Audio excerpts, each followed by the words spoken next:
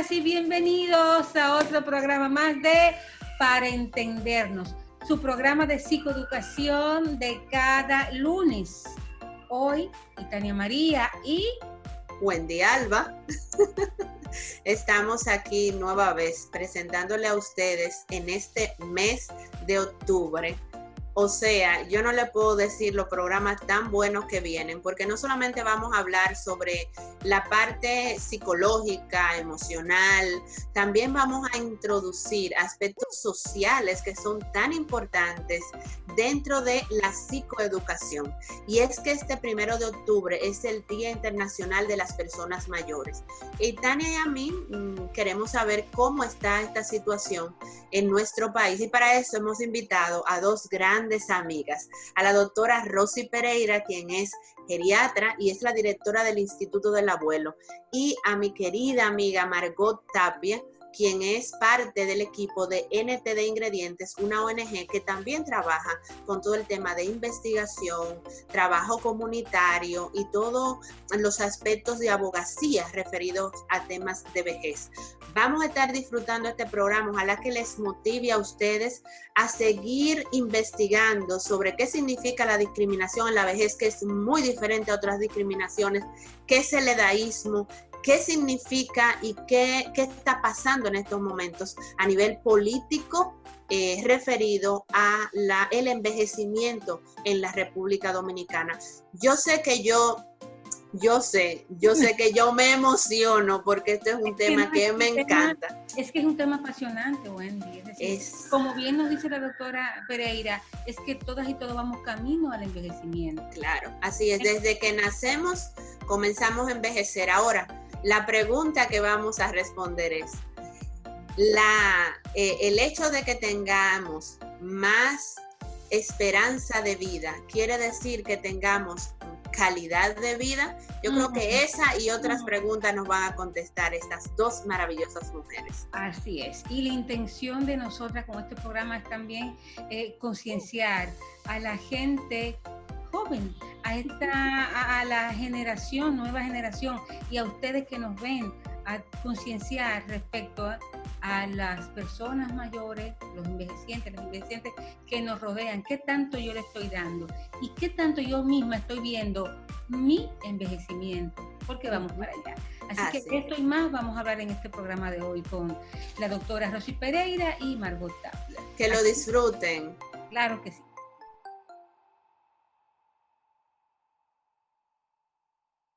Bueno, bienvenidas y bienvenidos nueva vez a este programa. Gracias a Rosy Pereira y a Margot Tapia que nos acompañan.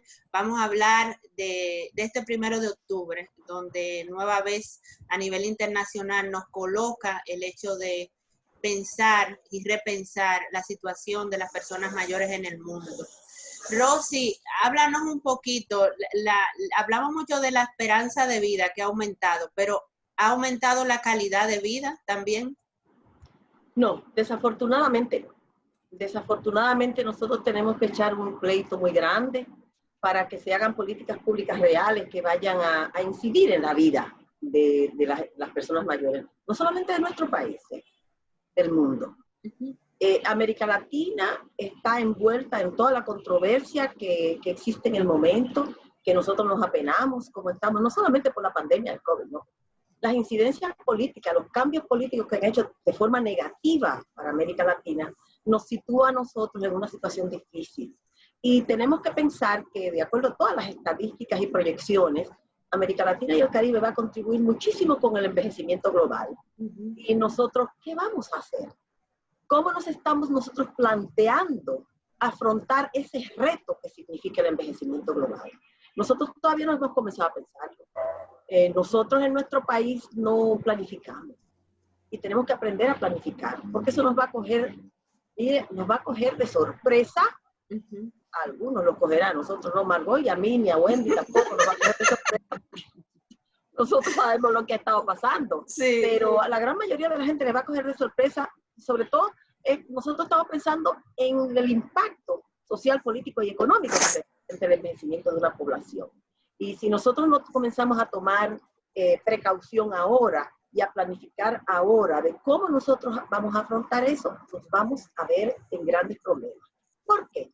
Porque si nosotros seguimos envejeciendo y todavía en el país nuestro y con la influencia de los vecinos de aquí, se están pariendo mucho las mujeres, pero en la gran conglomerado mundial, la gente ha comenzado a planificarse.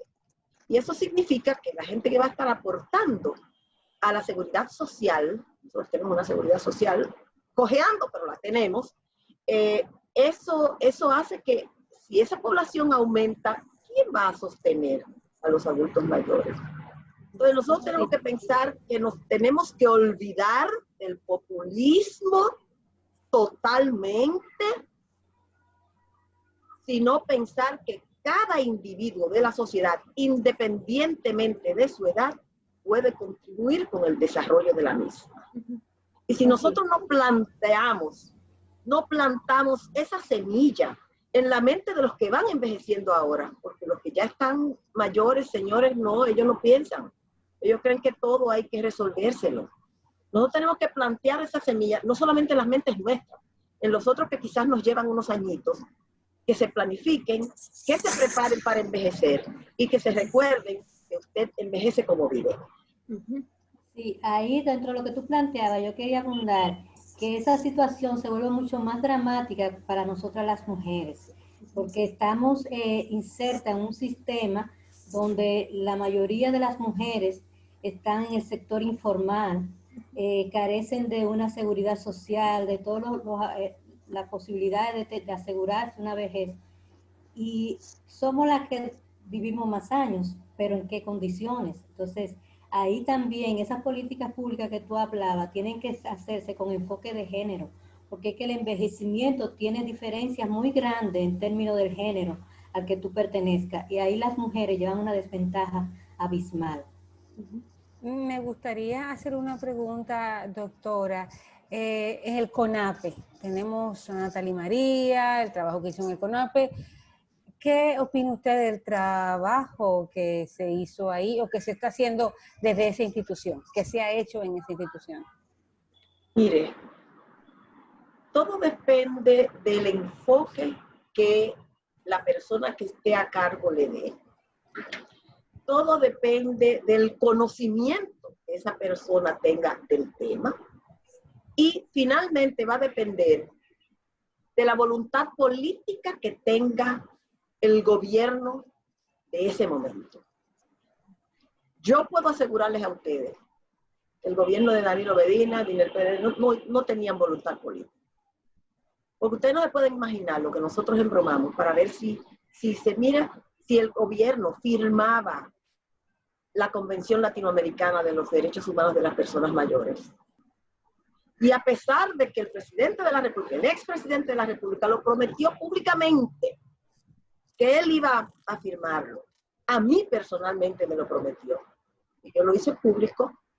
Ellos no hicieron ningún esfuerzo en hacerlo. Engavetaron eso en Cancillería y ahí se quedó.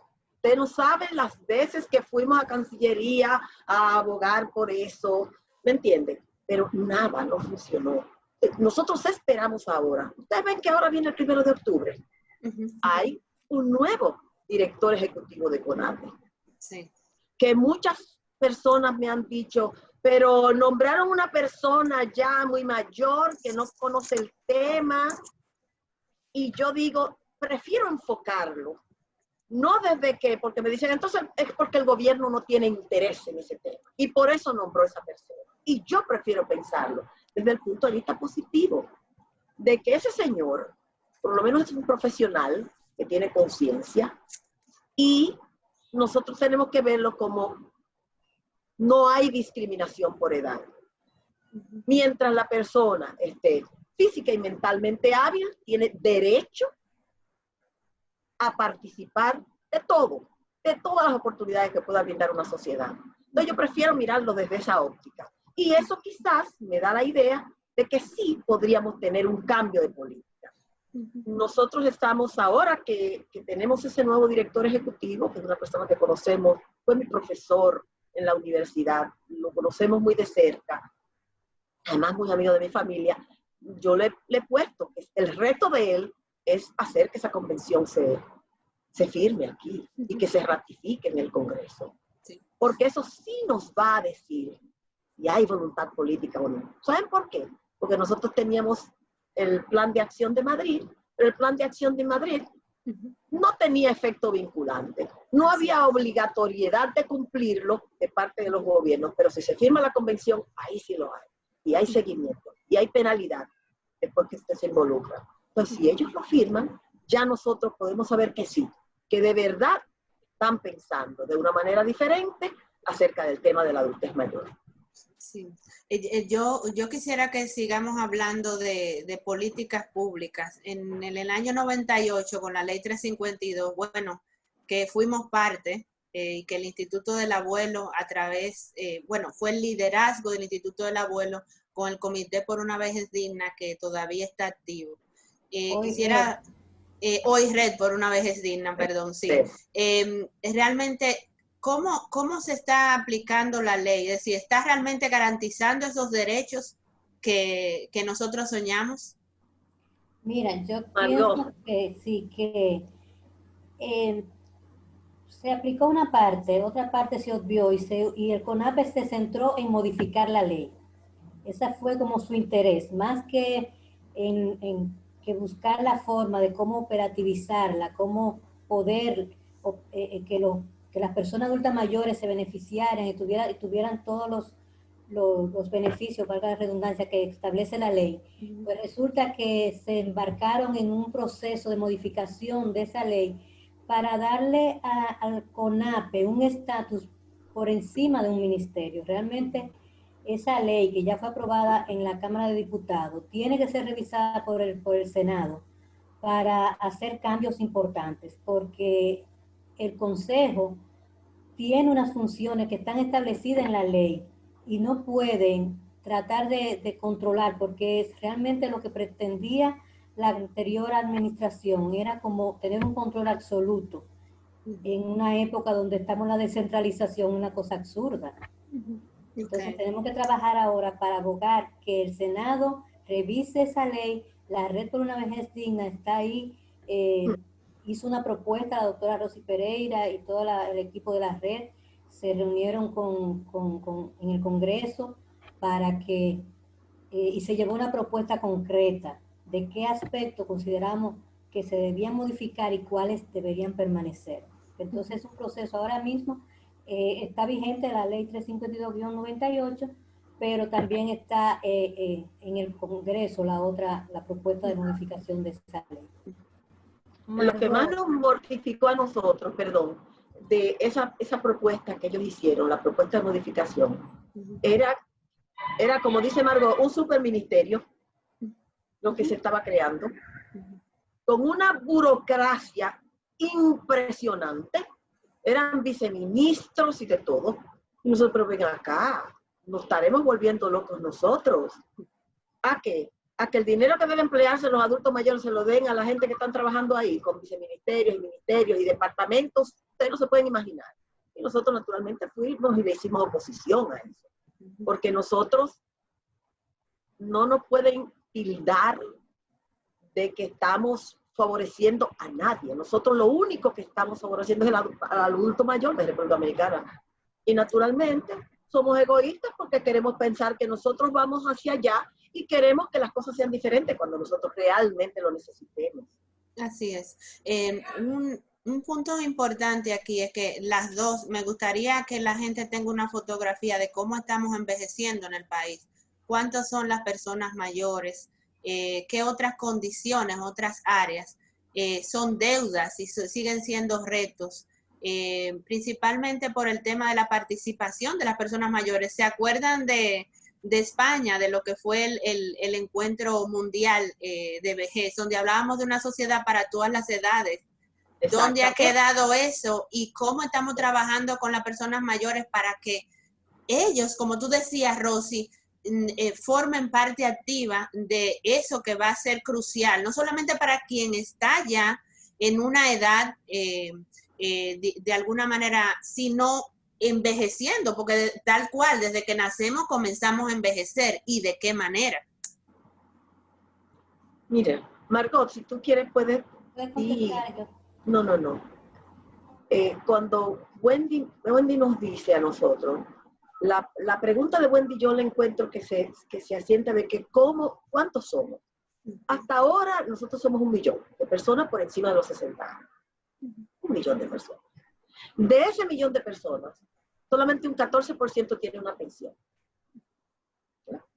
Para comenzar, nosotros tenemos una ley de seguridad social que establece pensión y salud.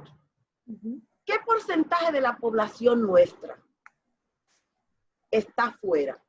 Un 12, un 14. O sea, nosotros tenemos un 86% de la población sin una pensión, porque nunca contribuyeron, seguro, así mismo como dice Margot, no solamente las mujeres, también los hombres, trabajaban, pero no eran trabajos formales, no eran trabajos que necesitaban cotizar.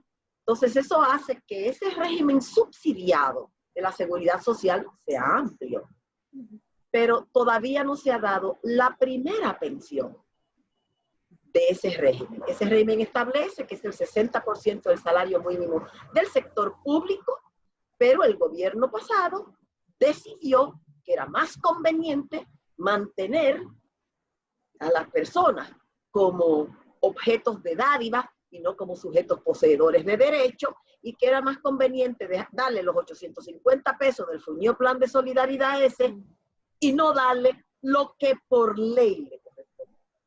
Y yo le puedo decir a ustedes que la red, nosotros nos reunimos con 4 de los secretarios de trabajo, de los ministros de trabajo. Le decíamos, pero señores, mire, comiencen, pongan 500 personas por año en el presupuesto para que se le comience a aplicar el régimen subsidiado como es. Y que la gente sepa que eso es un derecho que ellos tienen. Y lo primero que tenemos que saber es que es el derecho. Y hasta que la gente no asuma que tienen derecho, van a seguir pensando que son solamente objetos de dádiva. Así es. Y nosotros tenemos que comenzar cambiando la mentalidad. Por eso es que decimos que los que están ya muy mayores nos ha hecho muy difícil, señores, a nosotros. Tú sabes los años, Wendy, que tenemos nosotros tratando de empoderar esa población, empujando. Es una carreta que hemos cargado por muchos años. Y queremos que las nuevas generaciones piensen diferente. Precisamente. Que asuman sus derechos. Precisamente por ahí iba mi pregunta, ¿verdad? A nivel político, ustedes desde hace años están tratando de que se haga justicia con los y las envejecientes, pero es la sociedad dominicana como tal insensible al tema. Tenemos una sociedad de Instagram, de influencers, de gente que es millennial. Esta generación, ¿qué tan insensible es al tema de los y las envejecientes? Mire, la ley, la 352-98, establece justamente para eso, que en la currícula de las escuelas estuviera incluido el tema envejecimiento, como el curso de vida, para que la gente sepa cómo es el curso de la vida y cómo tú puedes llegar a la vejez con dignidad. Envejecer con dignidad, que es lo que uno quiere, envejecer con dignidad. Eso nunca se ha hecho. Y eso es importantísimo, porque nosotros tenemos que comenzar desde abajo, para que esa gente piense, no solamente en mi abuelo, mi tío, mi papá, piense en ellos mismos, en que ellos van a envejecer. Pero los influencers, los de Instagram y Facebook, no se están mirando. Ellos no están asumiendo eso. Ellos no están asumiendo los cambios de la vida, del proceso de la vida, del curso de la vida. Entonces, hasta que nosotros no pongamos eso en las mentes de las generaciones incipientes que van creciendo, nosotros vamos a estar así. Y va a estar el irrespeto, y va a estar la falta de consideración, y va a estar el aparecer en los periódicos un empleo para personas menores de 35 años, que está prohibido por la ley, ¿eh? Así. Sí. Pero sigue apareciendo. Agregar que nosotros, tú hablabas de la política, nosotros estamos dando seguimiento y somos parte de los países que nos acogimos a los ODS, Objetivos de Desarrollo Sostenible, y ahí se plantea no dejar a nadie atrás. Entonces, Exacto. la Estrategia Nacional de Desarrollo también establece una vinculación de todas las personas en todas las edades, de todo tipo, de cualquier condición social, económica, política, cultural, en fin. Pero hay un problema de fondo. Aparte de lo estructural, hay un problema que tiene que ver con el prejuicio, con el edadismo.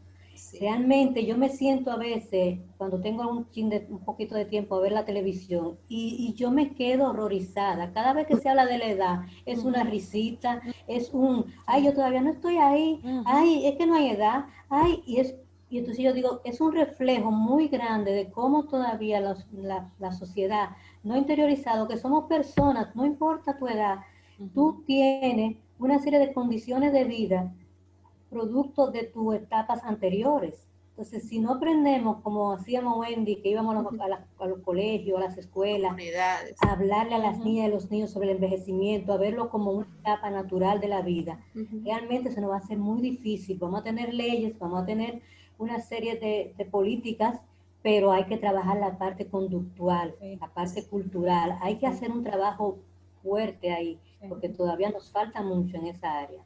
Sí. Una preguntita, ¿todavía existen esas estancias especializadas para envejecientes? Que era como un tente ahí, un pasamano. Es decir, no por ley no le doy lo que corresponde, pero bueno, le tengo unos locales que pueden ir a pasarse el día y hacer tal cual cosa.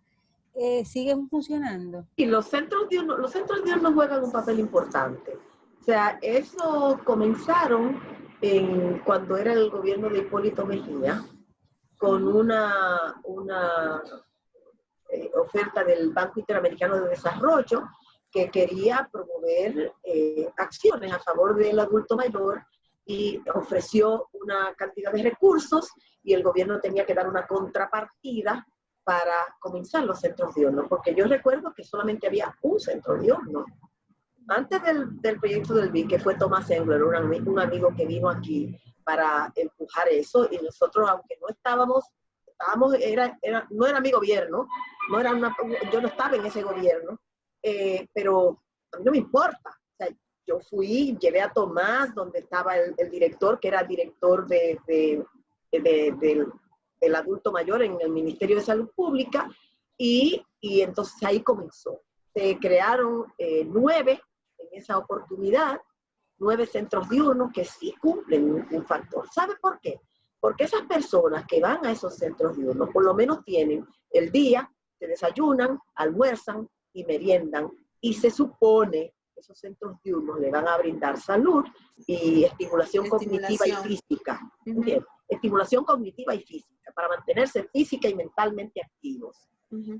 Muchos de ellos no cumplen con eso por la falta de conocimiento, y espero que ahora se mejore, pero sí se mantienen en su comunidad, comparten con su familia al final del día y no son cosificados en instituciones. La idea de ahora es, como se le dice, aging in place. Quiere decir que usted va a envejecer en su entorno. Así es. Es lo ideal. Así es. Ideal. Sí, y seguir trabajando para que República Dominicana siga asumiendo dentro de la familia a sus personas mayores, que no institucionalicemos. Exactamente. Yo pienso que ha sido maravilloso conversar con ustedes, pero a la antesala de este nuevo 1 de octubre del año 2020, ¿cuáles serían ese llamado a este nuevo gobierno? Ustedes desde la sociedad civil, con las tareas que tenemos enfrente. Quiero que lo volvamos a repetir, porque yo creo que no solamente es un ejercicio institucional que debe haber, también yo creo que ha quedado claro con ambas y en su discurso la importancia de un movimiento desde lo individual, desde lo familiar, desde hasta llegar a lo colectivo y luego a lo institucional. Entonces, eso tiene que ir como bien engrampado. ¿Qué podemos decir en ese sentido? Yo me conformaría con toda honestidad, que nos sorprendieran y firmaran la Convención Latinoamericana. Correcto. Si nosotros firmamos la Convención Latinoamericana, habremos dado un paso de avance grande. Y a mí me apena tantísimo eso, que nosotros, este país, que fue por tantos años el abanderado de todo lo que salía a favor del adulto mayor en Naciones Unidas, salía de la representación dominicana en la palabra de nuestra embajadora Julia Álvarez. Sí. Fueron 28 años luchando. La República Dominicana llevaba el banderín. Ella le decían la dama del envejecimiento, porque todo lo que se hablaba era ella la que lo planteaba. Sin embargo, nosotros dejamos caer esa bandera y la tuvo que levantar otro. Y a mí, honestamente, a mí me apena eso muchísimo, porque yo se lo dije cuando, señores, vamos a tratar de mantener eso, por lo menos un tema donde la República Dominicana estaba al frente. Nosotros somos parte, miembros, pero ya nosotros no tenemos influencia decisiva en Naciones Unidas. La hemos perdido. Y eso hay que retomarlo, Aunque sea, si nosotros conseguimos que el gobierno nos sorprenda y firme la Convención Latinoamericana de los Derechos Humanos, yo les juro a ustedes que me quedaría tranquila por un tiempecito. Yo lo dudo que... Exacto. Después de ahí, entonces tendríamos que trabajar por el plan nacional. Entonces, claro, firmada la convención, tenemos la base, la herramienta para poder entonces... Tenemos la fuerza, tendríamos la fuerza para nosotros impulsar un plan real y políticas públicas reales, donde haya participación de los adultos mayores en su planificación, elaboración, implementación y seguimiento. Pero como usted dice, hace las personas adultas mayores, porque muchas veces se elaboran planes y programas donde las personas adultas mayores no participan y su voz... Eso no son políticas públicas. Las políticas públicas tienen que tener la participación desde los inicios, desde la investigación. Ya les digo, para hacer una política pública tiene que ser así. Sí, planificación, elaboración, investigación, implementación y seguimiento. Así es. Cualquier población que tú quieras ayudar, si quieres una política pública real, tienen que participar esa población. Dice la palabra real. Sí. Y que haya un real interés político en el tema y en que se cumpla el real poder político. Porque vemos que aquí como sociedad manejamos muchos temas y dispersos. Y por época. Hay una época que se trata el tema, y al final de cuentas hablamos de muchas cosas y como sociedad nos quedan tantísimas otras cosas pendientes porque no hay esa real voluntad política para resolverlas. Por eso es que decimos que si se firma la Convención Latinoamericana de los Derechos Humanos sería una muestra de que hay voluntad política y hay compromiso. Sí, yo pienso que a la gente le debe quedar hay muchos términos que en el tema de vejez manejamos, pero el tema del edaísmo, como hablaba Margot, del tema de la discriminación, no es lo mismo la discriminación en la vejez, y eso está altamente analizado, y es que todas las personas vamos a envejecer. Estamos envejeciendo. Siempre, Rosy, nunca te olvido que siempre me ubicabas. Desde que naces estás en ese proceso. Margot con todo el tema de la participación y todo lo que hicimos en aquellos años 90 para poder articular esos grupos comunitarios.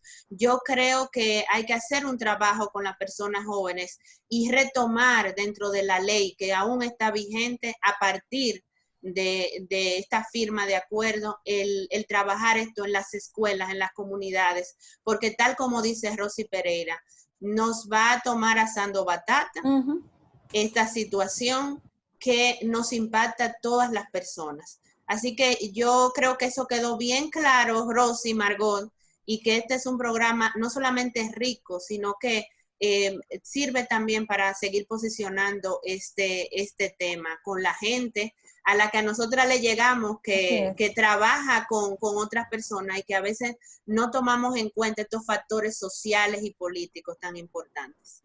¿Y Dani? Bueno, pues muchísimas gracias, Rosy, muchísimas gracias, Margot, por haber dicho que sí y acompañarnos esta tarde. realmente entendemos que tenemos que seguir hablando del tema y sobre todo concienciando a la gente joven. Como dice Rosy, estamos camino al envejecimiento. Si les gustó este programa, por favor denle like y se suscribe porque así cada lunes les avisa que hay un programa nuevo. Ustedes vieron que de una manera imprevista nuestra compañera salió del cuadro, Wendy. Al parecer hubo una situación de conectividad. De todas maneras, nos volvemos a ver el próximo lunes, un nuevo programa de Para Entendernos. Gracias, Rosy. Gracias, Margot. Bye, bye. Bye.